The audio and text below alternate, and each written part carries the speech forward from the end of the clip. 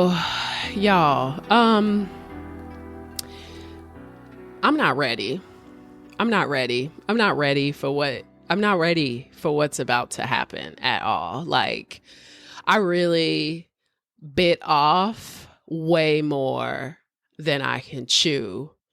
Like, H.H. Holmes has been consuming me. I can't express to you how difficult it is to research this and try to fit it into 3 parts. And you know what? I'm committed to the idea of me fucking finishing off H.H. Holmes. Like, I'm not. I don't have that many followers. I'm happy I did a case this big, like right at the beginning, because your expectation, your standards, like right now are mad low of me, and I appreciate it. I really fucking do.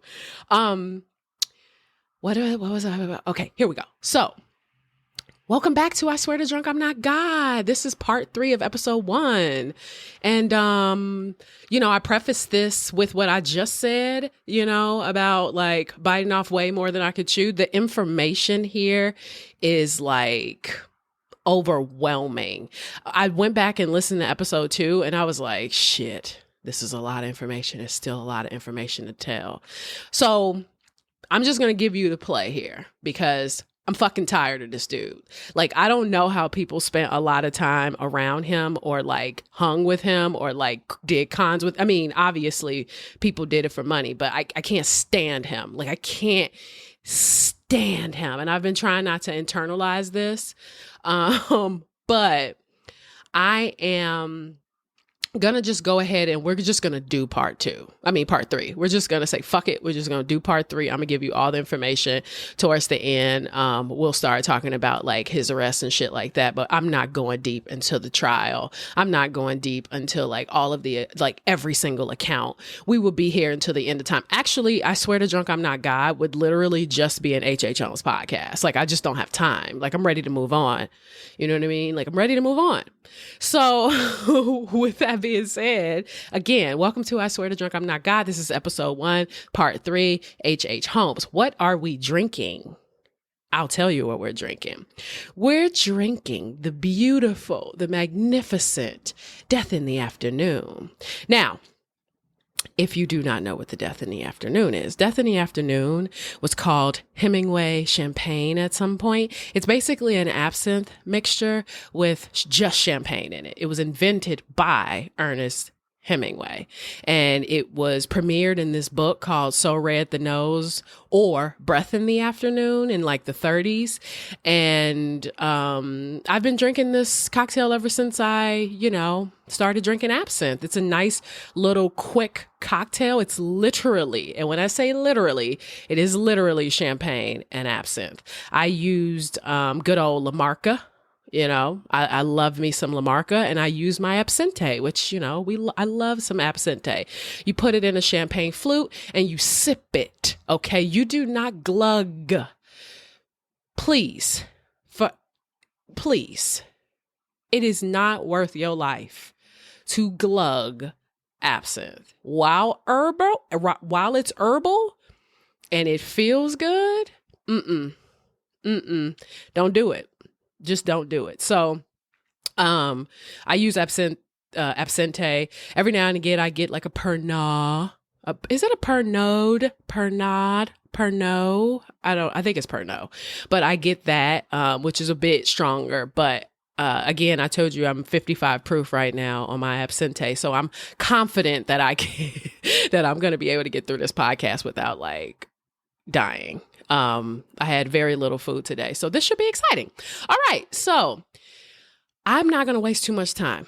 Another 40 seconds. Told you to drink. We're in it. Sorry. That's my work email that's firing off. And let's do it. So H.H. Holmes. What did we talk about last time? We talked about everything, okay? We talked about Emmeline Sagrand, which is one of his mistresses who disappeared.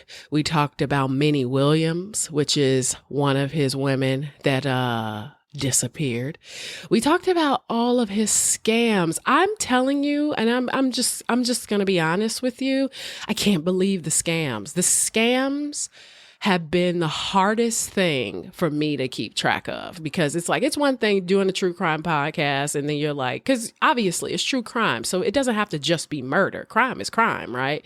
But reading all of this and thinking the entire time that this is the most entitled piece of shit. And again, like I said before, to have the benefit of the time period, right? The benefit of no real records. Chicago was just at its, it was in its rebuilding phase. You had so many people hungry to just be, signing contracts and making moves, and this is all of that. Now, I mean, we'll see later, but there are some aspects of his crime that while he didn't get away with it in Chicago, he got away with it. He didn't get away with it in other places for sure. I mean, a lot of his crimes in Chicago, he actually never really got in trouble for. So, but fuck all of that. I'm not going to give you that. Let's just do it. So, what we didn't talk about, we kind of talked briefly about his hotel and the murder castle, or at this point it's just called the castle. We talked about the World's Fair very briefly, but I want to kind of dive in and set the scene on what the World's Fair was. So like I told you in the last episode, was basically H.H. Holmes is kind of known more so from the lore of H.H. Holmes. We know that H.H. Holmes was a piece of shit. There's no doubt about that. But what we keep hearing time and time again, we hear of acid vats and rooms that go to nowhere and things like that. And the author, because as I was like doing this research, I started chipping away at some of these fucking books, because I'm like, wait a minute. That's delicious. I'm like, wait a minute. There's no way. Like, Adam Seltzer has to be, other than H.H. Holmes, I think Adam Seltzer is the only person that know what the fuck happened in his life. And so, again, no disrespect to any of the people that wrote books and spent so much time and tedious effort trying to get all this straight. But Adam Seltzer, I think, has had the most access to Chicago archives in a way, and has taken more time to just tediously dive into this shit. So I gotta give him credit. I gotta give him respect for his book. His book is just, it's phenomenal. It really is. He's a true historian when it comes to H.H. Holmes. Now, World's Fair, back to that, all right?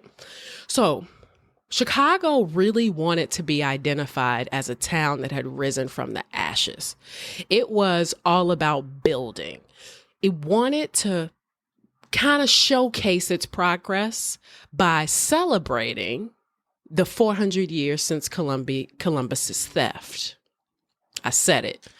So, it quite naturally, when you got something as big as this that gives a city the opportunity to showcase itself in this way, we're going to try to get on the list. And so it was successful. It happened. Over 27 million people attended the fair in Jackson Park in 6 months. There were carnival rides. There were original Ferris wheel was there. The life-size versions of the Nina, the Pinta, and the Santa Maria. Some things still remain here. Some pieces also remain off-site, but the Museum of Science and Industry was once the Palace of Fine Arts. That's over in Hyde Park. The North Pond Bridge, the Osaka Garden, and the Comfort Station, and a Comfort Station, which is basically a public toilet. These are like some of the original structures from the World's Fair. Nearly every structure during the exposition was either burned down, moved, or demolished. Now, here's a fun fact.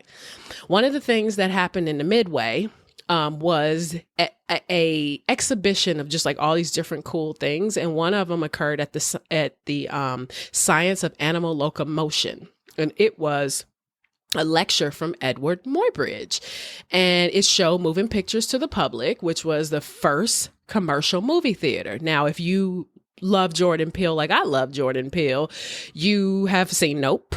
And if you've seen Nope, then you kind of have an idea who Edward Muybridge is. If you've been to film school like I've been to film school, you definitely know who Edward Muybridge is. He was the the guy who basically did that galloping horse animation, that Keke Palmer's character and Daniel Kaluuya's character are descendants of the jockey that's on that horse.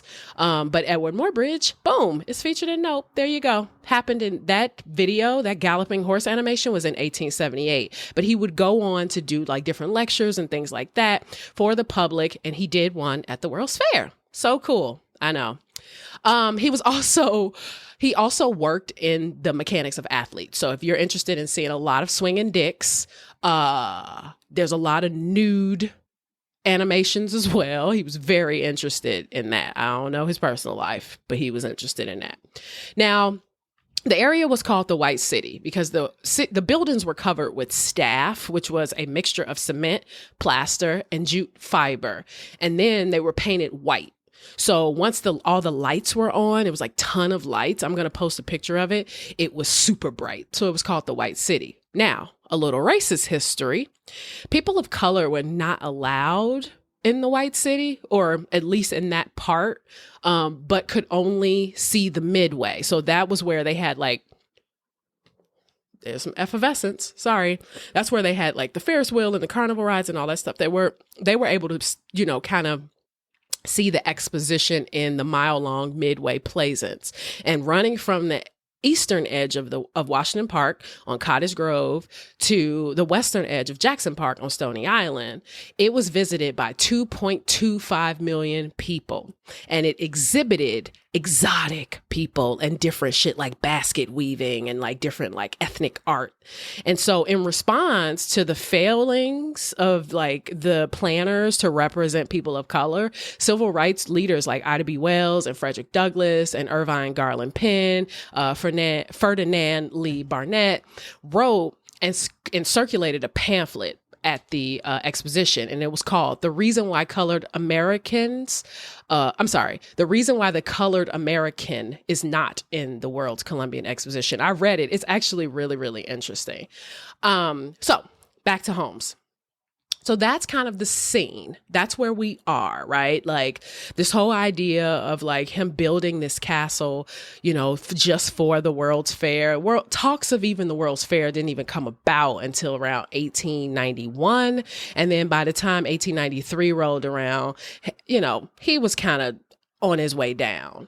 So one thing we know for sure is that he has this castle. So Holmes is on his way at this point in the story to Fort Worth, Texas, because if you remember, his former lover, Minnie, had a plot of land there that she inherited in Fort Worth, Texas, and he had planned to cash out on that. He wanted access to that property.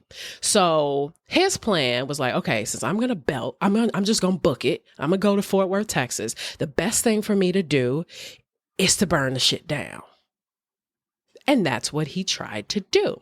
So according to Joe Owens, who took the place of Minnie as secretary, he was also the person who helped build that weird asbestos safe that Holmes's office was in.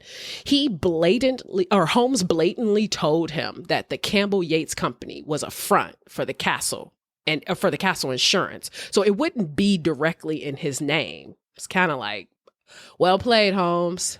Well played. I mean, he was also told to say that he knew Minnie. This is what Joe Owens said, that he knew Minnie and that he knew H.S. Campbell, which obviously Minnie's dead and H.S. Campbell is not a person. So literally, though, Holmes isn't a fucking person. I mean, who is this man? So Owen was in the castle when the fire started, and this was in August of 1893.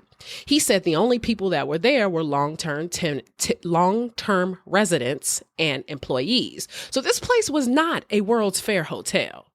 The news didn't even really cover the fire. According to Seltzer, quote, "Indeed, the Inglewood building was of so little account that a dead horse that had been sitting under the elevated railroad tracks at Wabash and 40th for 3 days was deemed more newsworthy than the fire that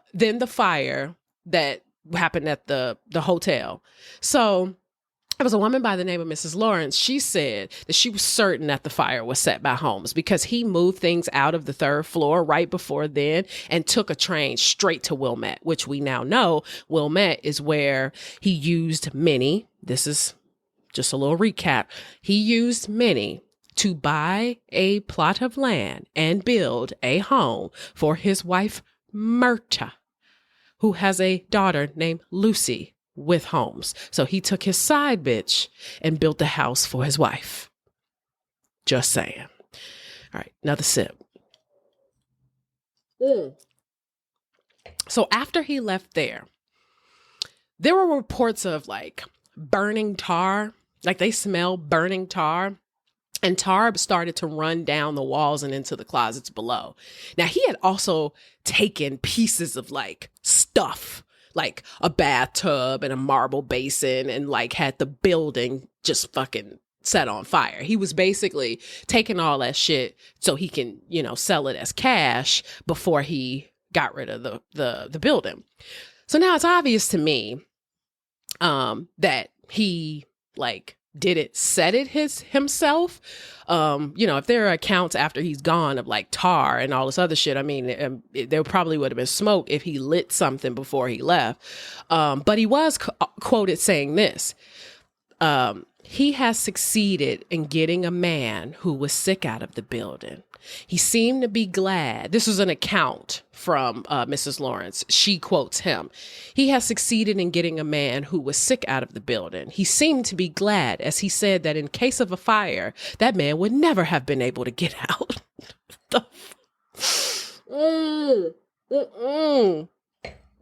I hate him so much.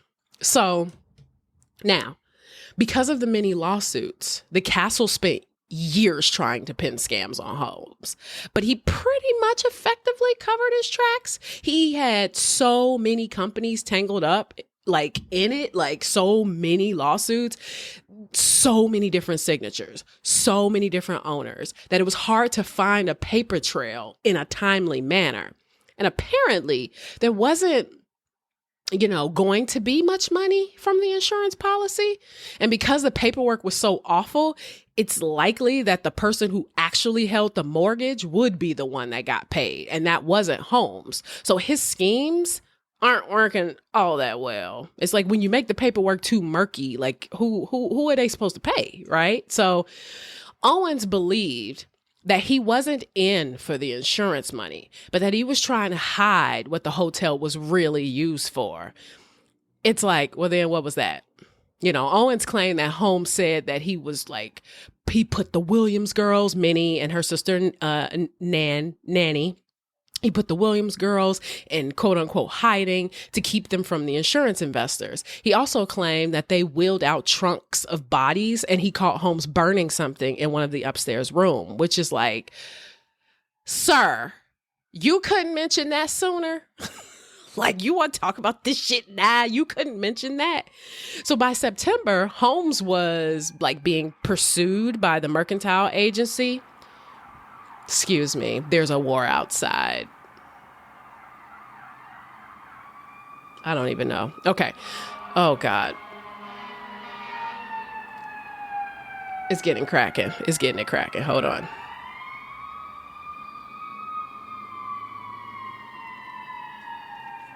Are they coming here? Anyway. I think it's over. Okay. So by September, Holmes was being pursued by the mercantile agency, which was a collection agency. The general manager, his name was George Chamberlain. He started to look into Holmes's schemes. And by October 1893, Holmes was officially a fugitive. I mean, he was bouncing around from hotel to hotel, but by November, he had been brought in by Chamberlain with 25 of his creditors. Now, Holmes tries to offer Chamberlain a deal, And he would give them some like quote unquote valuable real estate, which what does that even mean? He had basically handed them a property deed and some names of some people that could prove that Minnie and Kate were actual people. Now, Kate's name was on the deed, and conveniently there was a clerical error that gave Holmes more time, which was on purpose. Stupidly, they sent Holmes out of the room to discuss the deal, and he snuck out. They called a total of 3 meetings with Holmes's creditors, but eventually he just gave up on the money and left town. So now Holmes is bouncing around, avoiding investors, wearing disguises and shit, trying to figure out what his next move is. It's kind of unknown what was going on with him by late 1893, but he was spotted in Chicago in early 1894 when he was staying at a hotel in Lincoln Park. Now, it was believed that he was staying with a woman by the name of Minnie R. Williams, which, as we know, Minnie was dust at this point. F.G. Cowie was looking into Holmes's activities when he learned that Holmes had moved in with Minnie and Ben Peitzel again. Minnie is dead. The woman playing Minnie in this shit show could have actually been Minnie, though, because it was rumored that she was spotted for years after her disappearance, or it was Murda, which is like, fuck you, Murda, or it was Carrie Peitzel, which wouldn't make her Minnie or Peitzel's sister, but Peitzel's wife, or it was Patrick Quinlan's wife, which, where the fuck did she even come from? Like, I mean, this is a band of misfits for sure. So now he was able to get, a little more information out of, fake Minnie. I don't fucking know. She told him that the fire was fraud, but Holmes knew that he couldn't be charged with the arson because it had been more than a year. So apparently there was a statute of limitation of 1 year. So really he was just trying to lay low until things cooled down, which I get, but... Now, one of the investors said that I was continually running across evidence that Holmes was leading a double life. In fact, at times, it might be said he was leading a quadruple life. I would get into every single lawsuit, but I don't have all night. I really don't. And again, I haven't eaten. At some point, I'm going to get hangry, just like way hangry. It's extensive. And meanwhile, while he's doing all this conniving, he's canoodling with a whole new woman in Indiana. Her name's Georgiana Yoke. So here we go. In January of 1894, Holmes left Chicago and somehow made his way to Denver, where he was going to cash out on Benny's brother, Baldwin, who had passed away. And while he was in Denver, he married a bitch named, no disrespect to her or her people, sorry. He married a chick named Georgiana Yoke. Then he landed in Fort Worth, Texas, then to St. Louis, then to Philly. That's just a quick recap of this motherfucker moving around. So now Yoke went to, kind of everywhere that Holmes went. Like you'll see as we go along, like she's traveling with him. She kind of knows. She knew that he had other names. He told her mom this like weird ass story where he had to change his name to Henry Mansfield Howard in order to cash in on his uncle's property in Texas, which we know is not true, but it's actually Minnie's property in Fort Worth. Now, while in Texas, he was doing business under O.C. Pratt, which is another name. It's not a H name, because you know how he loves some fucking alliteration. It's not a H name, but he's doing business as O.C. Pratt, which, I don't even know where he got that from. Now, she didn't find any of this shit sus, apparently. I mean, he told her that he needed to go back as O.C. Pratt because there were people squatting on his ranch owned by H.M. Howard. And if they found out H.M. Howard was around, they would kill him.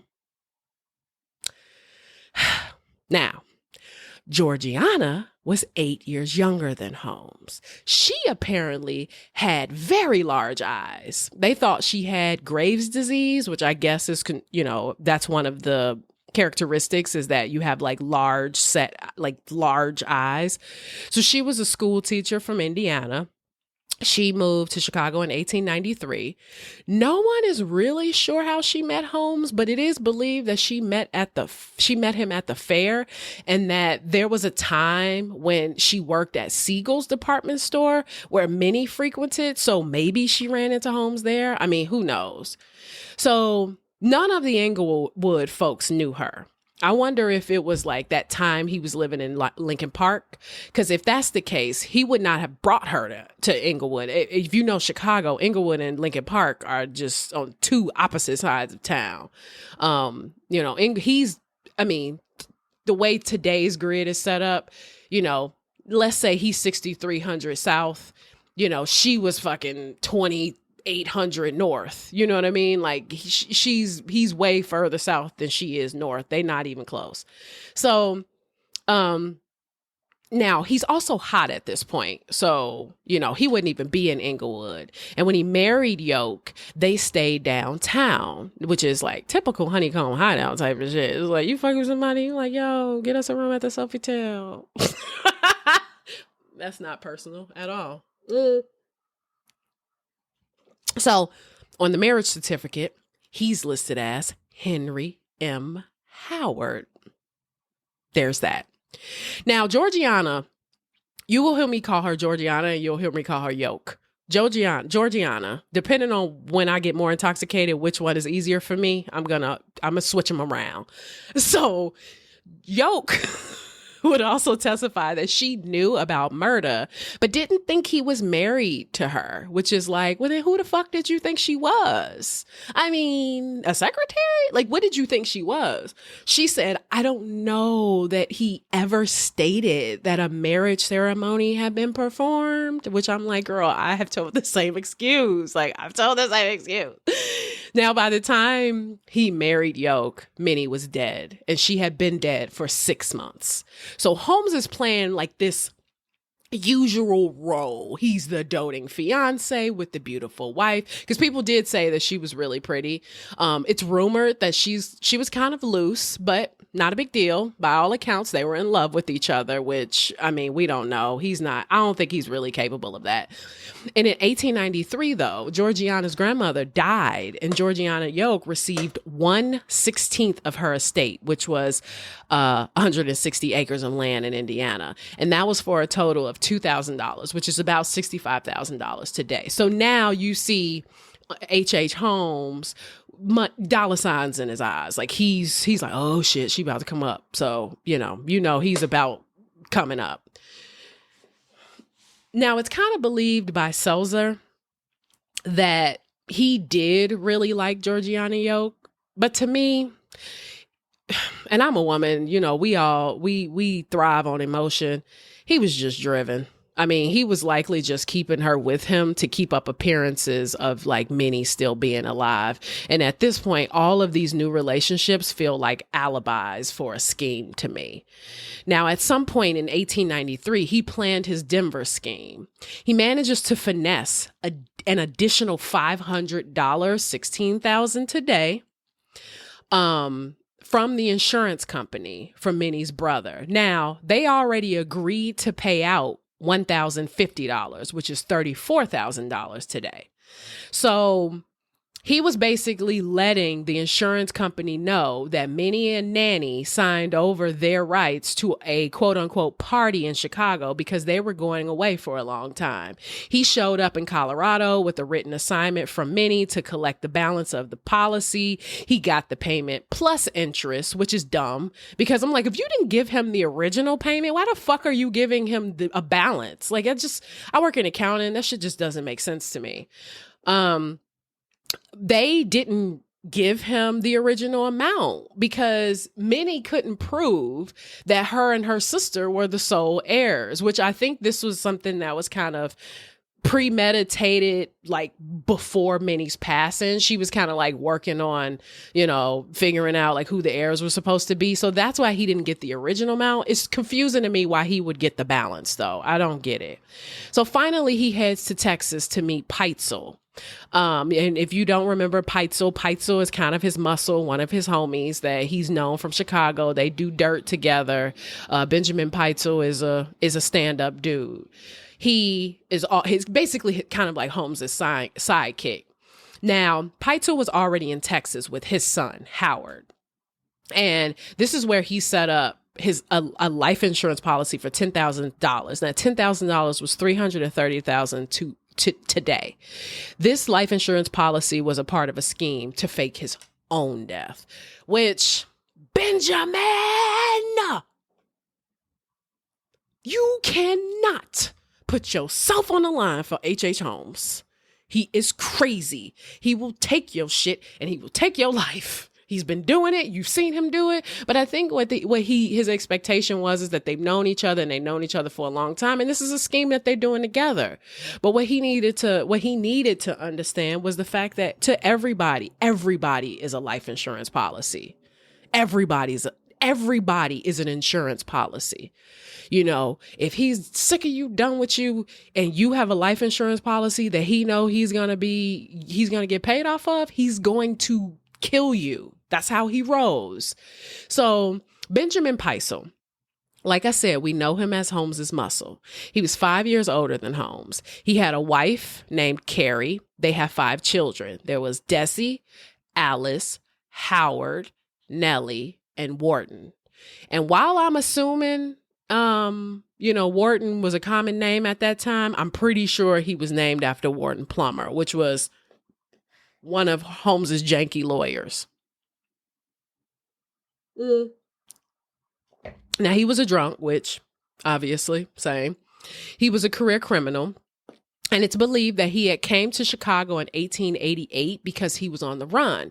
He had also apparently invented a coal bin, which is kind of sad because maybe he could have been something if he wasn't a drunk, number one. And if he put his mind into something else. I just feel so bad for Peitzel.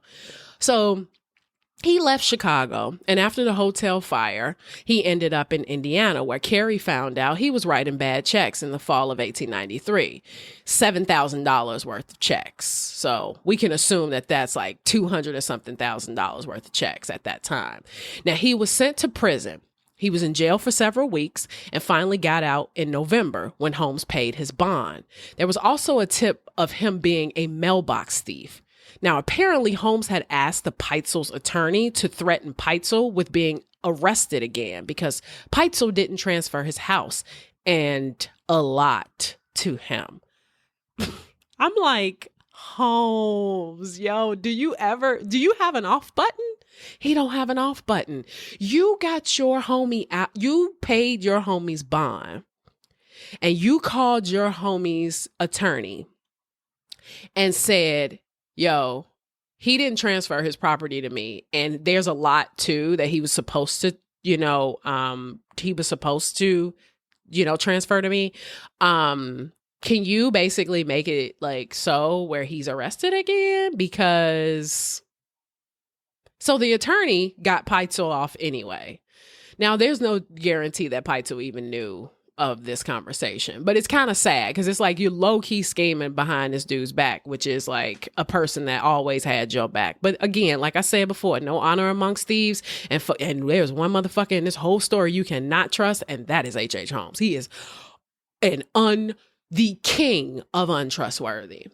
So in Texas, while Holmes is still in Colorado, Peitzel is pretending to be a dude named B.F. Lyman. And B.F. Lyman was, I guess, Peitzel's alias in Texas, or, just to, for a little fresh start. We got a new con. We need a new name. So he transferred Minnie's property to Alex E. Bond. Now, this was in April of 1893. It was notarized by Harry H. Holmes. And she was only paid $1. Who was she? I mean, Minnie. Minnie was only paid $1. Oh, And Holmes was not a notary. And oh, Alex E. Bond doesn't exist. The amount that they made off this, though, $7,800, which is over $250,000 today. Now, the property was being prepped by Peitzel to build a new goddamn castle. The person in charge of construction was H.M. Pratt. I don't know if you remember, H.H. Holmes is going by O.C. Pratt. There you go. So Holmes and Georgiana ended up staying in a room of this dude named George Hunter, who liked Yoke, but didn't really like Holmes. People also talked about the difference between Pratt and Lyman. They were like, and by Pratt and Lyman, I mean Holmes and Peitzel. Pratt was, well, this is a quote, Pratt was well-dressed man of 5'7", and but for a habitual scowl, his face was not unattractive, which I'm like, double negative.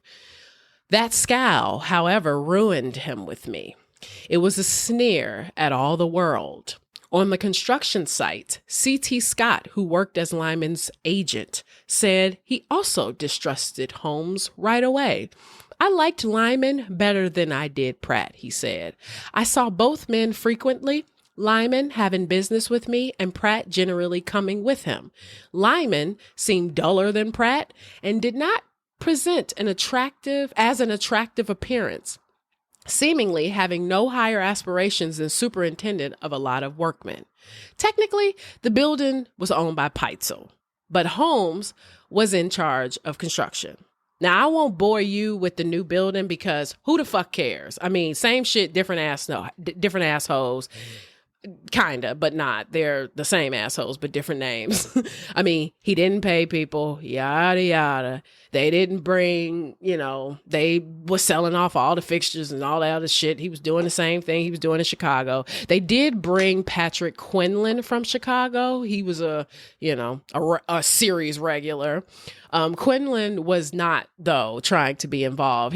Especially when he found out that Holmes was involved, he was like, yeah, no, hard pass. I'm good. So the new building was very similar to the castle in Chicago, but it was bigger. Holmes told Massey, don't remember Massey? Massey was the financial guardian of Minnie's estate. Excuse me.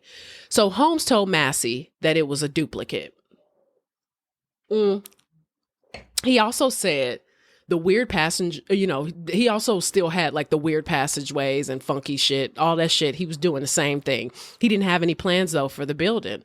Again, another building scam. The plan was to really mortgage the building to holy hell and then disappear. This is my theory on the whole fucking castle debacle, because I'm not getting into the castle shit again because it is my belief at this point that all this castle shit is bullshit. I wasn't there. But when you look at everything that occurred, for example, we can say that Holmes is smart-ish. He's a smart criminal to a certain extent. But there is a point where he gets sloppy and things kind of escape him. You know what I mean? And I feel like if he was so murdery in that castle, if he was doing all this murderous shit, why was there no blood? Why was there no, you know what I mean? Like, I just feel like he wasn't that good.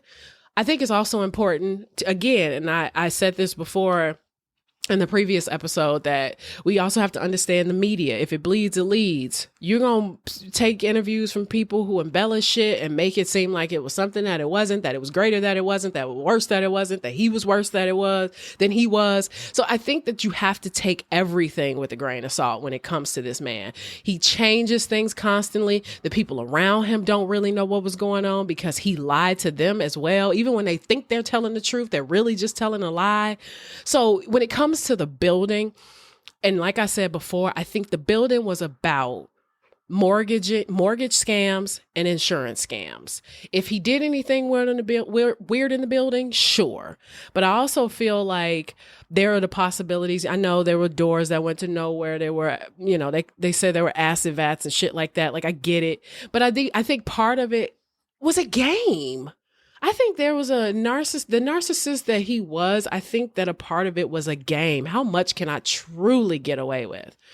Now, back to this building that they're planning on building. They had no plans for it. This isn't one of those instances where he's like, oh, it's a hotel. Like, he's just building a building for shits and giggles. So Holmes and Peitzel took out a bunch of deeds and mortgages and started stealing fixtures and furniture, and even got back to stealing bikes. I mean, his new hustle in Texas, which feels mad appropriate for Texas, was horses. He started stealing horses. Now, his horse theft ring, he would basically pay for the horses with deeds or promissory notes and then sell them somewhere else for cash. What is with this promissory note shit? Because I remember signing promissory notes when I was in school, so clearly they still exist, you know. When I was trying to get my student loan, motherfuckers were signing promissory notes knowing that they didn't have no money.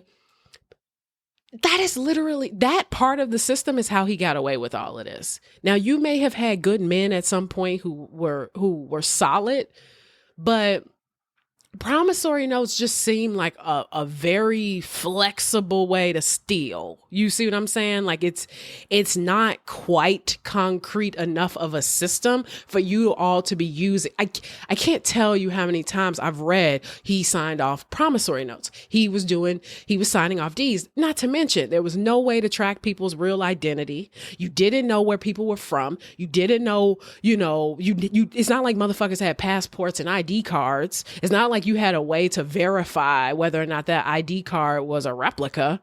So I think that's, like I said before, time is another reason why Holmes got away with this. We can call him a murderer, sure. But he's like, to me, one of the first identity thefts or thieves. He's one of the first identity thieves. Because if fucking H.H. Holmes lived in the digital age, he would be a monster. He would be a monster. So anyway, that was just whatever. So I'm getting tipsy, whatever. So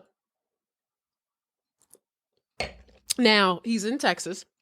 Texas don't play about their horses. Okay, they realized that Holmes was not a notary in Cook County. They were like, wait a minute. Like, the Cook County, they researched, they like, wait a minute. He is not a fucking notary. So Minnie's friends also started to speak to detectives because they're like, we haven't heard from her in a very long time. And Holmes knew at that point that the jig was up. So he went back to Denver and then he went to Denver and then he went to St. Louis. Now, by 1894, H.M. Howard it's H.M. Holmes.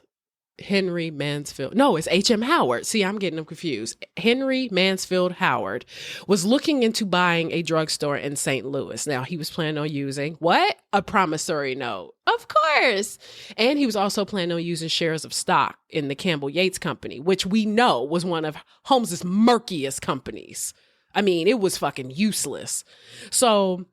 And worthless.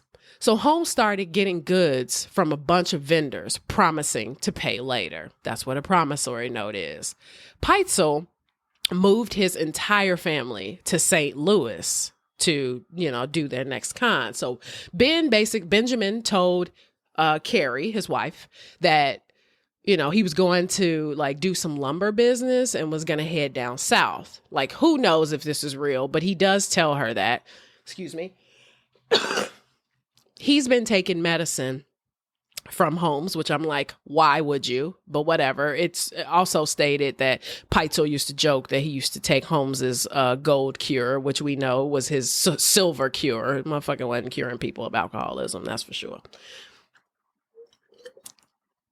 So while Peitzel was gone, Holmes linked up with Carrie and told her about the scheme they had to defraud another fucking insurance company by faking Ben's death. Now, Carrie didn't want to have anything to do with it. Ben eventually came home and hustled the drugstore with Holmes. And the guy that brokered the deal heard from the mortgage company that the drugstore was closed up and empty, and that so the broker contacted the authorities. Because of course, when you have somebody who say, hey, I want this drugstore and, I'm going to give you a promissory note and I'm going to pay you back. And then you come to talk to the dude about the deal. And then you go to the drugstore and you find that all your shit's gone and it's closed up and it's empty. You probably will contact the authorities because something's wrong. So finally, Holmes gets arrested and sent to prison for fraud. So he loses one attorney. Then he hustled another attorney and frauded the bail's bondsman. But the bail's bondsman received word of Holmes being low down, and Holmes was arrested again. Like it was like this weird thing where like he was able to finesse the bail bondsman, you know, that collateral shit. Like, I can give you this because I'm coming into some money soon, and then when I get the money, I'm gonna pay you the money, and then it never happens. He just fucking dips, puts on a new mustache and some googly eyes. He gets the fuck up out of there. So at this point, he gets arrested again. Now, Holmes was on his way to Chicago, but then he was met on the train by a sergeant. And Georgiana is like on the hunt. She's looking for money and shit for the, you know, for his bail. And she's scraping up. She's looking for money as low as $10. She's like, yo, I'm gonna need some money. But who knows how he really got out. Either way, he left again. He went to New York. And then he went to Philly. If there is one thing about this man, he is well traveled. Okay. He is a wanderer. The wanderlust is real.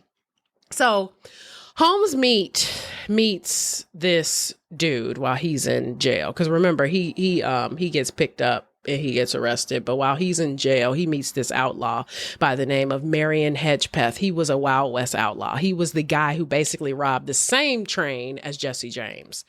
Now, they end up in the same prison together, where Holmes allegedly brags to Hedgepeth about the scheme to defraud the insurance company, and even offered to cut him in on the con if he would introduce him to his attorney. Which I'm like, I get it. So Holmes's version was this, quote, when Holmes eventually told the story of his time in St. Louis cell, this would be his version of events. That Hedgepeth had suggested that Jephthah Hoe, which last time we checked, Yoke found the firm herself. Who knows though? Jephthah Hoe, because Jephthah is a part of a law firm with I think it's his brother. And Hoe had been brought into the big plan to defraud an insurance company by passing off another body as that of Ben Peitzel. So Holmes allegedly told Hedgepeth he had done it before, and he could use, you know, his training as a druggist to make the body look as though it had been killed in an accident.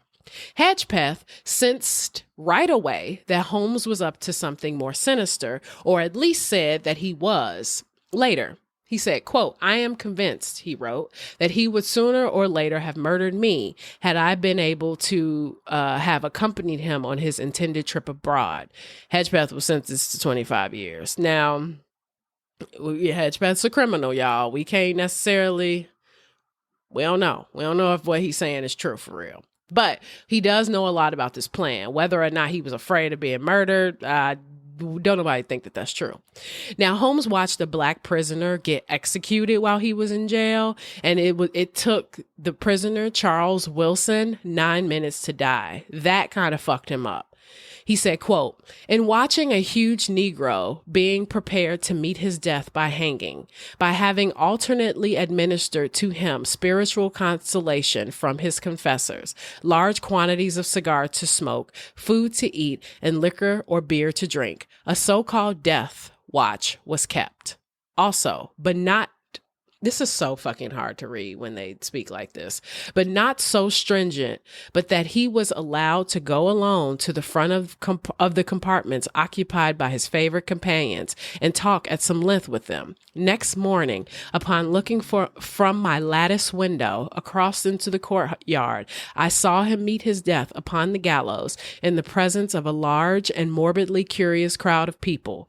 If I had been in need of any warning to deter me from almost immediately placing myself in a similar position, I know of no stronger one than I could have received than to witness this man's death struggles, and almost before he was dead, quarreling to possess small portions of the rope, which sent his soul hence, and I think of his clothes, gruesome relics they were indeed. Poetry. I think Charles Wilson, I think I read this correctly. Charles Wilson was charged. He was sentenced to death because he had killed somebody in a love, thing. So, I think it was like a crime of passion. Now, even though he felt a way about that, he proceeded with his plan. Peitzel was on his way to Chicago for some reason, and from there he headed to Philly, and Holmes was released and headed to Philly as well. Now, they stayed in this boarding house for a month. He was planning to get back to the copier business, which we know he never sold any copiers. I mean, he would have never really stopped scheming. Now, at this point, Peitzel is renting a room and doing work under a business called B.F. Perry Patents Bought and Sold. B.F. Perry, we know, is Benjamin Peitzel's alias. Now, before leaving Missouri, he talked to his oldest daughter and said, "If you hear about me dead, don't worry about it." Now, his wife knew that he would be living as Benjamin F. Perry in Philly, but she thought it was because of the charges that he had in Indiana. Remember, he had those check cashing, those check fraud charges in Indiana. So there's no real evidence on what his plan actually was. But if he was going to stay in Philly, I mean, why would he? But she didn't know if he was going to stay there or if he was going to return to St. Louis. Now, a man by the name of Eugene Smith, his name, he had a company. His name is Eugene Smith. He had a company called E. Smith Sawtooth. E. Smith Sawtooth. And in January 1893, he wanted to patent a device that would set saw teeth onto hand saws. He interviewed with Perry a few times, and by August, at this time, he also thought he saw Holmes at the office. By August, only to discover that Perry and Peitzel were Perry/Peitzel, not Perry and Peitzel, Perry/Peitzel, because remember, Peitzel is Perry, was on the second floor decomposed. Now, you going to talk about your patent, and you're like, "Hello, Benjamin? Hello, Benjamin?" Door's open. And you open the door. And the man that you were just talking to a few days ago, not even a few days ago, but let's say a week ago, is laid out on the floor decomposed. I can't even imagine. So there's no true answer to why Holmes killed Peitzel, but what we do know is that Peitzel was planning to put the scheme on pause because his son, Wharton, was sick. He told Holmes he needed to go back to St. Louis. He was like, my son is sick. I need to go back to St. Louis. Now, at the same time, Holmes is probably thinking, oh, this motherfucker trying to renege on this. He doesn't want him to renege on the plan. So before Peitzel could leave on September 1st, Holmes has Georgiana Yoke pack her things. And while he's away, he kills Peitzel. Seltzer believes that it's possible that Holmes got Peitzel drunk prior to killing him.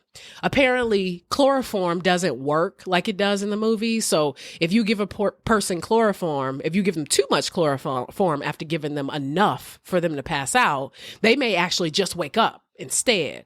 And because of Holmes's size and Peitzel's size, it's possible that once Peitzel was incapacitated, he administered the chloroform by pouring 1 or 2 ounces down his throat, and then he pumped his chest to work it into his belly. This dude. Now the accounts say that Peitzel was a big dude. That's why I said because of Holmes's size and because of Peitzel's size.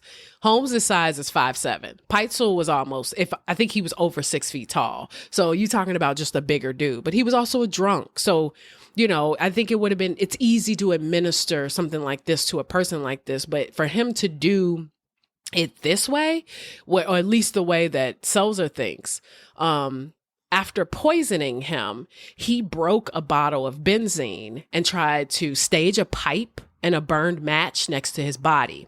It was supposed to look like he got wasted and tried to smoke a pipe next to like a harsh chemical, a flammable chemical.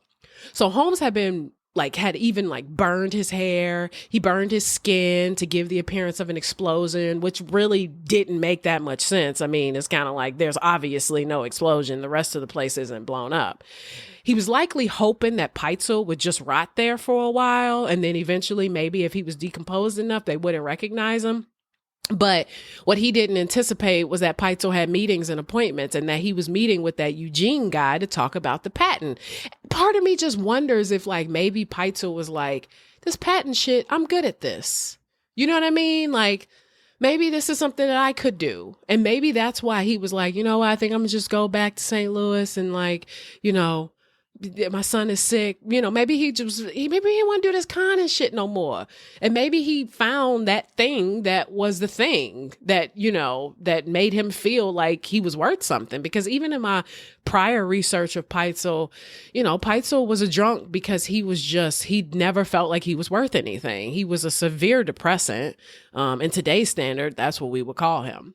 So Holmes didn't really have an idea of like what Peitzel really had going on, and didn't know that Peitzel was expecting to meet with this man. And definitely didn't know that it was only going to be a few days before his body was discovered. So his body was discovered by Eugene on the 3rd of September. That day I always remember. Oh shit, that worked a little bit. 'Cause that was the day that my daddy died. Yep, that worked. So Peitzel's body was putrefied. And the smell coming from the office was really, really bad. Now, the excuse for the chemicals, Peitzel had told Eugene that he kept benzene and other chemicals to make laundry powders. I don't know if that was true or if that was just some shit that, you know, Peitzel was convinced to tell people if he was asked. Because, you know, Holmes just got that ability to just fucking hypnotize people into doing shit for him. So the doctor noticed that the death was from an explosion. The doctors noticed that the death was not from an explosion. The glass was broken from outside in, not the inside out, and the pipe had appeared to be placed there deliberately. The face was really mortified, and it indicated putrefaction. The doctor said, quote, "There was considerable stench in the room. We found around the room a broken bottle and some uncorked bottles on the mantle. I went to the house expecting to find a man burned to death or blown to death by an explosion. We found the face discolored and distorted, or full of pools, the inner skin and the outer skin, cutis and cuticle separated and watery like. That was the process of decomposition. The odor was terrible. His tongue was swollen and stuck out of his mouth, and red fluid issued from his mouth. Any little pressure on the stomach or over the chest here would cause this fluid to flow more rapidly. They found the heart empty, indicating a very quick death. His kidneys were what was then known as pigback kidneys, an enlarged state that was an indication of alcoholism. 1 ounce of chloroform was in his stomach, and the lungs smelled of chloroform. Very perceptibly, the fluid in his stomach had not resulted in any irritation or inflammation to the inner lining, indicating that it had been administered after death. And even though they didn't believe it was an explosion or suicide, they still ruled it death by explosion. So Peitzel was buried in a pauper's field. If you don't know what a pauper's field is, it's basically just like a field of unmarked graves.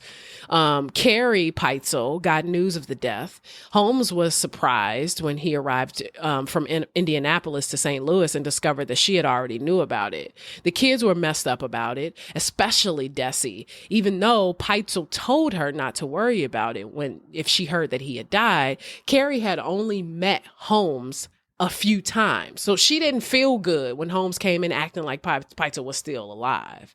So Holmes is emotionless. Now, he has to pretend that way because, again, Peitzel is supposed to still be alive. He asks her if the letters from Peitzel that Peitzel had sent her from Philly.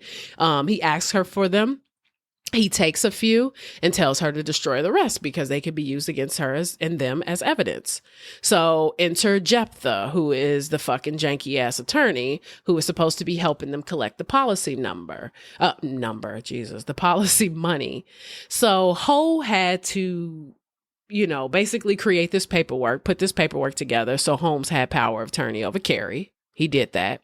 And in late September, what needed to happen was one of the kids was to go to Philly to identify the body. Carrie was sick and needed to stay with Wharton, who was also sick. So Alice went. Now, Alice is Peitzel's oldest daughter. Holmes told Carrie that Alice was going to be taken by his cousin, Minnie. He just let this woman rest. I mean, Minnie has been everything up to this point. And when Peitzel was exhumed and Alice saw the body was already black and it was already rotted. And Holmes tried to get Peitzel cremated, but that was outside of his power of attorney privileges. So he was so horribly decomposed, and Alice could not stop crying when she went to go identify the body. Creepily, he had cut off a wart that was on Peitzel's neck, on the back of his neck, which is weird, but, you know, likely something Holmes did to make Ben identifiable later. Holmes had basically covered his face with newspaper with a hole for his mouth for Alice to identify his teeth. She said it was him, and that was enough for the insurance company, and they paid the policy to Carrie. Now, Harry hopped on the first thing smoking to collect the money in St. Louis. Holmes had left Alice in Philly. She was taking care of herself at 15. And then she somehow managed to make her way to Indianapolis. Like, he was just like, all right, bye. I was like, okay, like, how you just gonna leave this girl like this? And in 1888, Holmes wrote his brother in Gilmanton saying that he was on his way to Minnesota. And when he got into a train accident that left him with amnesia. And 6 years later, his memories are coming back and he's planning to come back home. What the actual fuck? So this dude is always a little bit ahead, because here he is now prepping his family in Gilmanton, New Hampshire, which y'all ain't heard me say Gilmanton since part 1. Gilmanton, New Hampshire. He's prepping his family now to accept him by basically saying, I had amnesia because I was in a train accident. This dude's such an asshole. So he gets to St. Louis. He collects $5,000 from Carrie that he claimed was payment on a promissory note that Benjamin owed him. And she only got a total of about $2,200. Jephthah took $25,000, which was his payment. Now, still thinking that Peitzel was still alive, this was all a part of the big con. I mean, Carrie let Holmes take Nellie and Howard. He already had Alice, but he's taking Nellie and Howard now. He claimed that it made more sense for them to be with Alice in Philly before they were reunited with their father, who's dead. Peitzel's dead.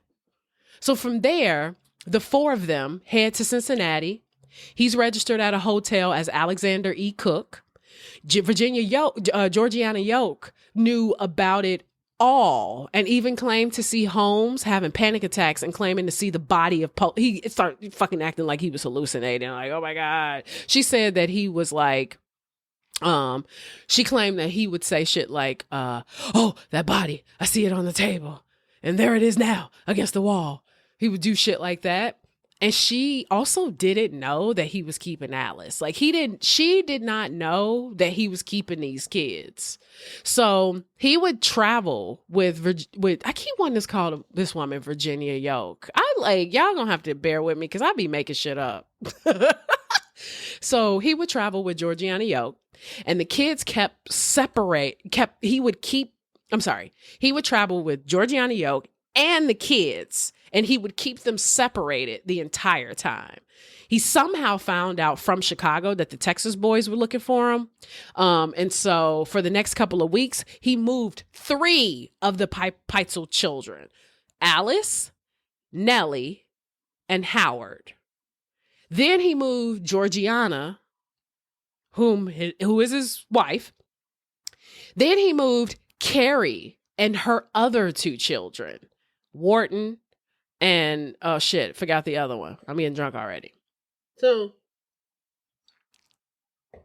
having them all in the same place, but never knowing how, like having them all in the same place, but like never having them be close to each other is like a skill. That's crazy because they didn't even know how close they were to each other. Georgiana had no idea he was moving Carrie and all her kids. He didn't know that every now and again he'd leave and like check on Carrie. Like he was renting houses for Carrie. He was renting houses for the kids because he's keeping Carrie and 2 kids and then 3 other kids separate. Now remember, Alice is the only person that knows that the body of her father, that really knows that her father is dead. She's the only one that knows that the person that she identified was her dad. Everybody else just thinks that he's, that this is a part of a big, fucking scam. It's obvious Holmes is on the run, but he can't leave any of these characters behind. I mean, he has to kind of have them all travel with him, but they can't all know each other. So he went from Cincinnati, where he was AC Hayes, to Indianapolis. And then Nellie wrote to her mother all the time, but her mother wouldn't respond. And this would make me just completely sick, because finding out that my child was that close, and I'm talking minutes away, and she's writing to me and I'm not, she's not getting any of the letters because of course Howard is not sending them to her. I mean, she starts to, the Nellie and Alice start to mention little things like, why don't you write? Like basically talking to their moms. Like, I would post the letters, but they're kind of sad. They kind of make me want to cry because the kids are like, why didn't you write? Why are you not writing to me? And, it gets to the point where they're like, Howard isn't with us anymore. So that's when we get to Howard. So by October, Howard is one of Peitzel's son. By October, Holmes was in Indianapolis, where he had his surgical instruments sharpened. And a couple of days later, he rented a cottage, and that's where he murdered Howard. Now, it's likely that Holmes poisoned his food. They later found bottles of cyanide and wolfsbane in a barn that wasn't too far from the cottage. And witnesses would say that Holmes was like actually in a local drugstore buying a cocaine solution that had chloroform in it and hydrate of chloral in it. So it's like, why are you just able to buy this shit though? Like, that's what's wild to me. Accounts were saying that he was such a sweet boy and he was clean. And, this one lady was saying that, everybody kind of just thought that when the kids were living by themselves, like in these weird rooms, they just thought that they were orphans, but they were able to pay for things. So they didn't press. And 2, they were paying because Holmes is giving them money. They were also able to like get food and things like that, because at that time, your hotel room came with food. And so he didn't really have to worry about that. But he had basically taken him all the way out to like this middle of the nowhere suburb, found some cottage, and then he killed Howard there. He dismembered Howard. He likely dismembered him in the barn and then burned him what remains in clothing he could. They found pieces of poor Howard shoved into a stove, and there was like corn cobs and wood, and Howard tried to like also throw some coal oil in. I guess he felt like it would just help make a bigger fire to burn the remains.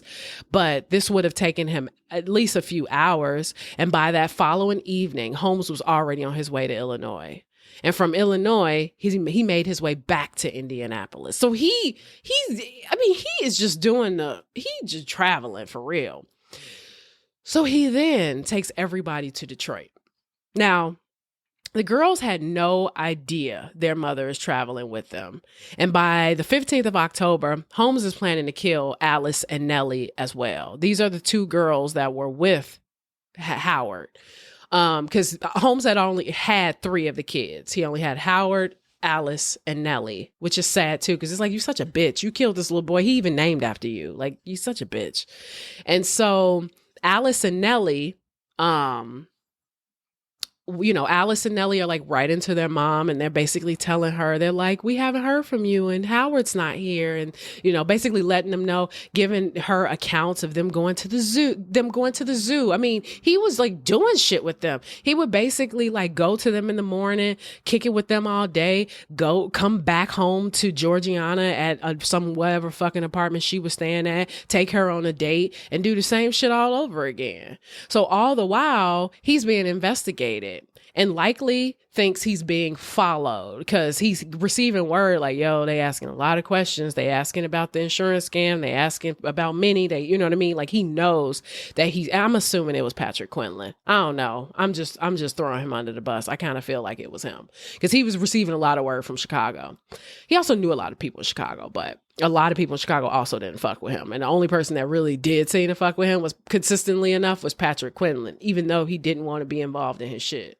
So he also didn't take into account, though, that Marion Hedgepeth was telling everybody that Peitzel's death was super sus.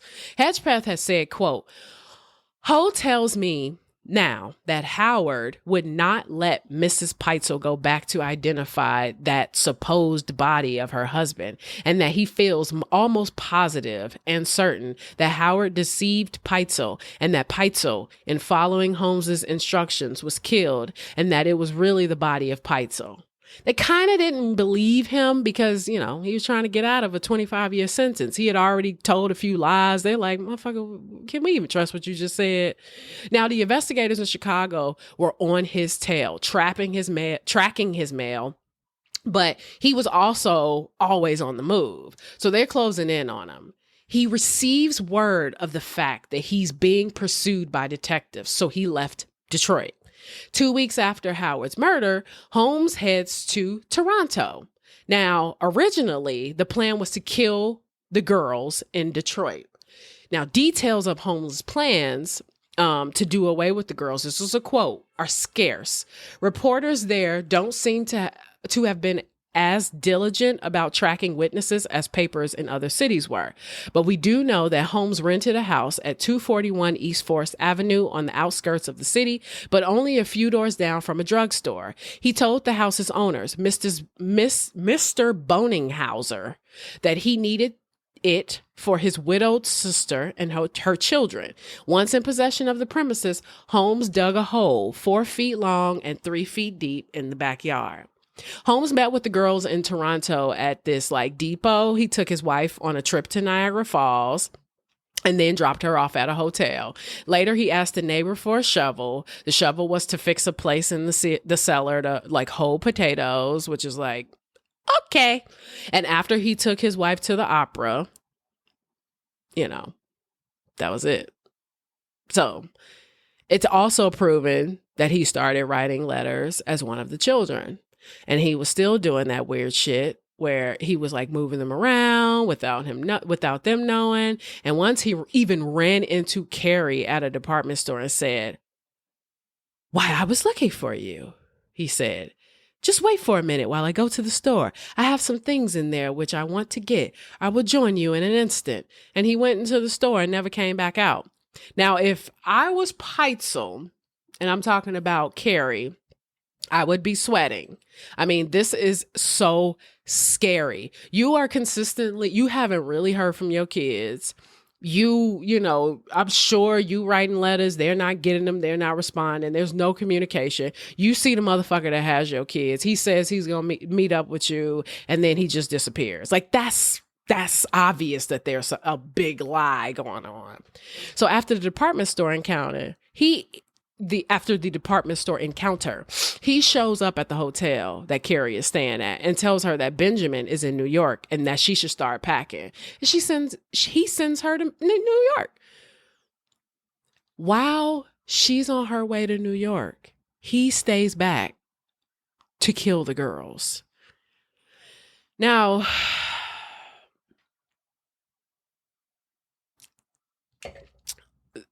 the whole thing about the death of Nellie and Alice being put into a trunk and killed is false. This didn't happen. There was no gas in that house. It's believed that just like Howard, he poisoned their food. And later, people would say that Nellie's feet were removed, but when the remains were found, her feet were there, and he didn't dismember them. He just poisoned them, he stripped them, and he buried them in the cellar. He clearly rushed because the grave was not deep. He didn't pack the chimney correctly, and their clothes didn't burn completely. He left behind clothes. He left behind Alice's satchel. He left behind like silk garments. He left behind paper with their writing on it. I mean, he even returned the neighbor's shovel, and he just left.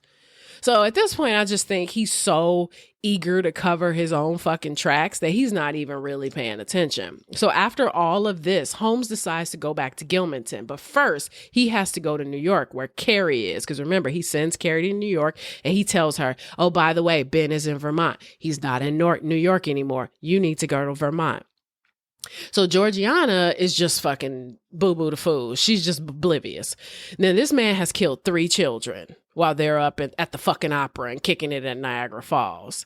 And in Virginia, he's G.D. Hale, he's Mr. Hall, and he's J.A. Hudson. And at this point, he's testing the kids to see how much they know. So he asked Desi, he's like, that's the name I forgot, Desi. Desi and Wharton are the 2 remaining kids of the Peitzel. The Peitzels. He asked Desi, as they were heading back, Holmes asked Desi whether Papa had told her about the scheme they intended to carry out. Desi says, he did, but I did not believe in it. He tells her, quote, Papa is all right. He's over in Montreal. You won't even know him. He has a new set of teeth and he's all fixed up so nice. You won't know him at all. He's very anxious to see you, but keep perfectly quiet and don't tell your mama you know about the scheme. Now, later, he offered to take her to his friends where his father was. Now, if she had gone, he would have definitely killed her. Conveniently, Ben was always somewhere else, though. She was sick. Carrie was sick of being in Burlington, Virginia. She was planning to go back to Toronto to meet with Ben and the kids. And it's obvious he had plans to kill Carrie, Wharton, and Desi. Carrie had caught Holmes digging a hole in the basement. And later she gets a letter from Holmes telling her to go to Massachusetts, which is where Ben was supposed to be. Now, it's likely that his plan was to trap her by having her take nitroglycerin from the basement to the attic in hopes that it would explode and kill everyone in the house. He wrote her a letter before leaving, telling her to go to the cellar and grab the nitroglycerin and carry it up to the attic, which I'm like, this is the worst one. This is the worst type of trap. Later, a detective found that Holmes had, quote, created a trap door in the basement. If Mrs. Peitzel had approached the space from a different angle, she would have stepped on it and slammed it into the bottle, possibly causing it to explode. Nearly a year later, Burlington papers reported that Chief of Police Dumas had been sent to the house in the fall of 1894 and found the bottle on the windowsill in the cellar, but didn't find any signs of a death trap. So there's no guarantee that that's true. Now, finally, he's arrested again for defrauding Fidelity Insurance. He was willing to be arrested at this point, too, because he was just sick of running, I think. But he didn't want to be arrested as a horse thief from Texas. He wanted to be, I don't think he thought that crime was smart enough. So he was like, oh, y'all arrested me for defrauding Fidelity? Cool. That's okay. That's better. That's a respectable crime. He's like, that's a smart man's crime. Now, according to Seltzer, in a long verbal statement, Holmes, quote, Holmes largely corroborated the story Marion Hedgepeth had told. He said that he and Benjamin Peitzel had cooked up a plan to defraud the insurance company and had brought lawyer Jephthah Hoe in on it. Holmes said that he had found a substitute body in New York, carefully noted that the marks and scars on it for the eventual identification, and snuck it into Callowhill Street house in a trunk. He said he had instructed Ben on how to burn parts of the corpse to make it look as though the body was that of a man who had died in an accident, even joking a bit that Peitzel had done a terrible job of it. In his version of the story, Peitzel and the 3 children were hiding in South America. Now, at this point, Holmes's crimes are pretty much becoming national news. He played around with the stories and accounts as people were brought in to testify, and they realized that this was a murder case. They're like, it's a little bit more than this than insurance fraud, because you can't produce Peitzel. even though you keep telling us he's alive, you can't produce him at all. And even if you could produce Peitzel, where the fuck are the kids? So finally, he confesses to the insurance fraud, but claimed that Peitzel was alive and the kids were alive. They weren't, obviously. And he even claimed that Nellie was off, like dressed as a boy somewhere. I'm like, okay. Now, his family had to feel the pain of finding out that their son / husband / father, who acted like he had fucking amnesia this whole time, spent the last 15 years as a bold goddamn liar. Because he goes back to Gilmanton and he basically kicks it with his family before he's like apprehended. And he's like touching all the things that reminds him of his childhood. He's talking to his wife, remember Clara? His son is now fucking 15 years old, don't know his daddy. He happy to see him. And then it gets too real for him. And he like, I gotta get the fuck up out of here. He's like, I gotta get up out of here. So anyway, I'm moving ahead a little bit. So of course, he's facing, whatever. He's facing these charges for insurance fraud, but they want him to produce Peitzel. If he's alive, this should be easy. They've already caught him for the insurance fraud, but he claimed he didn't want to be charged with murder. So he did enough bad. He never murdered anyone. It's like, oh, fucking please. So they definitely knew that Peitzel was dead. And they definitely had the feeling that the kids were too. So everybody now is getting arrested. Jeff the Hoe gets arrested. Carrie gets arrested. They're all arrested for their participation in the insurance fraud. Slowly but surely, it's revealed who he is and what's been going on. Quote, Holmes's record in other cities made Holmes a tabloid gold mine, especially in Chicago. Besides the Williams sisters, people there remembered a few other people who'd worked for Holmes and whom they hadn't seen in a while. Soon, papers were speculating that any former employee that the neighbors hadn't seen could have been killed. Oddly enough, neither Emmeline Sorgrand nor Julie Connor's name ever came up at that time, which I'm just going to take a sip for them because that's fucked up. And Pearl with her little watch on. Now, around this time, all the wild claims of the murder castle are being created. Mind you, he was never convicted for any of the shit that happened in Chicago. But all of the stuff about the murder castle being created, they're raiding the castle. They look and they're like, oh, there's this, there's that. And of course, a lot of what we know about the murder castle was created and made up from that. And I'm not going to go into that. We've talked enough about that. I don't really feel that... I don't know. I'm sure he killed more people in the murder castle, but if Emmeline Sorgrand and Julia Connor and Pearl, if they're not even being brought up, what the fuck is the point in talking about the murder castle? Because at this point, the only thing that we know for sure is that there were about at least 3 deaths that took place in the murder castle. Now, we don't know what happened to those people. I mean, we just don't have, I don't have that information. But now, Holmes was transferred to Moyamensing in Philadelphia to await trial for the murder of Benjamin Peitzel. He was found guilty and sentenced to death. He confessed to 27 murders in Chicago, Indiana, and Canada, and some of those people he confessed murdering were still alive. He's still fucking lying. Now, his second confession was the confession to seal his conviction. He claimed. Holmes said, quote, he said he had dreamed up the plan to defraud Fidelity Mutual in summer 1893.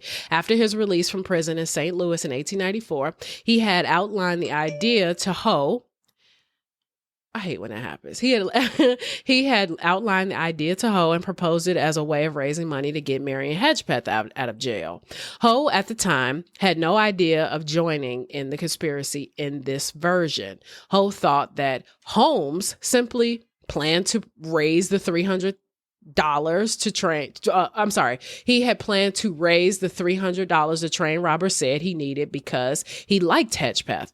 Holmes then claimed that he went to New York, where his old acquaintance Minnie Williams gave him $600 to take care of Peitzel after he faked his death. But when it was time to put out the substitute body, he went to the house on Callow Hill and found Peitzel despondent. He had been drinking and saying he felt like he should drink himself to death and have done with it. The next morning, he said Peitzel was nowhere to be found. After making a search of his usual haunts, Holmes went to Callow Hill Street house and found a note in a cipher on the desk reading, "Get letter out of bottle and cupboard." A letter in the bottle was a suicide note stating that he'd be found upstairs. Holmes then found him lying dead on the third floor of the house and it was the second floor.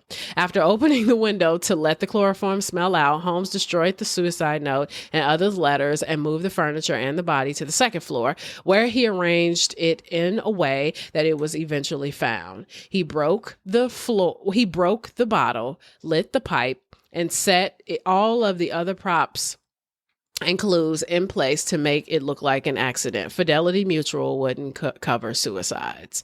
So after this, Holmes still claimed that the children were alive and in London with Minnie Williams. The last time I heard, Howard Peitzel was in Detroit, Michigan, and it was on Wednesday preceding my departure from Toronto, Canada. Minnie Williams came to Geis's Hotel and took dinner with me and Howard, and I gave Howard to her to take to Buffalo, New York.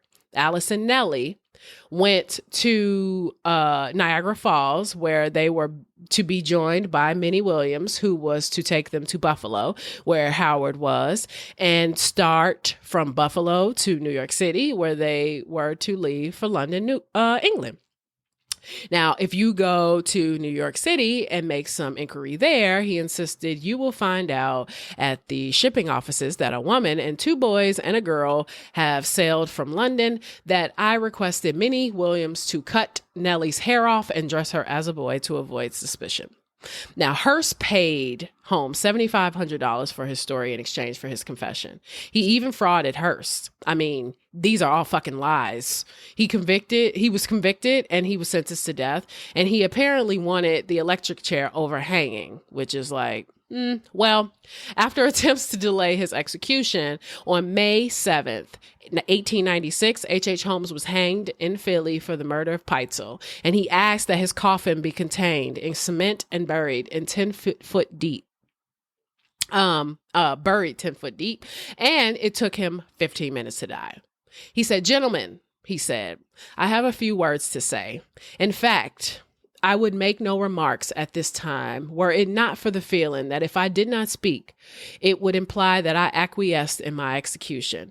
I only wish to say that the extent of the wrongdoing I am guilty of in taking human life is the killing of 2 women. They died by my hands as the result of criminal operations." He's talking about the abortions. Please.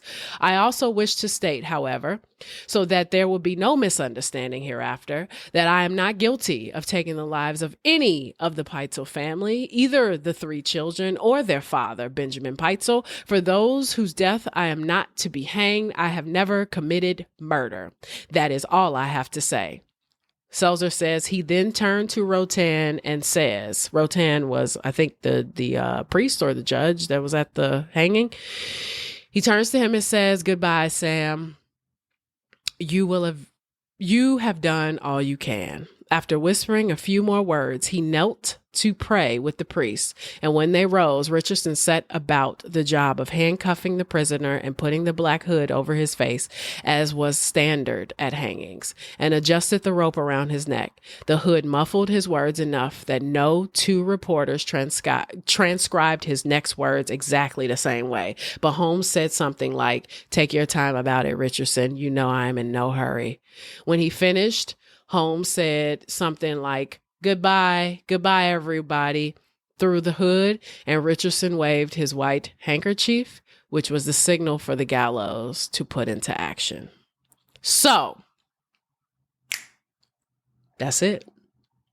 That's it. I am not fucking going deeper than that. I don't have the energy, and honestly, I don't have the time. I do plan on doing a bonus episode because I did talk twice about the American Ripper connections for Jack the Ripper. You know, as I was reading more and kind of like diving into like how Adam Seltzer feels about it, which he mentions it also on American Ripper. I don't kind of believe he was Jack the Ripper either. But I do plan on doing a bonus episode, and it will not be an hour. It'll probably be only 30 minutes. So I'm really hoping, though, that you all thoroughly enjoyed this little, you know, road down this road. This absinthe is getting to me. This trip down memory lane when it comes to H.H. Holmes. I have really learned a lot about this man. I've learned a lot about this man. And I also learned that there was a lot I did not know about this man. So 35, 36 years on this earth, this man was busy. He did a lot. He really did do a lot. My next one, I have a couple plans. I have some plans. Again, just to reiterate, I did tell you all it is not always going to be murder. It's not always going to be murder. That's my psyche can't handle that. I will do gnarly shit. I will do gnarly shit, but I am also planning on doing UFOs. I also plan on doing ghosts. I want to just do a bunch of weird stuff for you all. So don't ever just expect gnarly shit from me. But in the meantime, we're an hour and 30 minutes in. I am tipsy. I'm literally going cross-eyed. And I hope you all had a good time. Start from one if you don't remember anything. And I'll see you all next episode. Bye.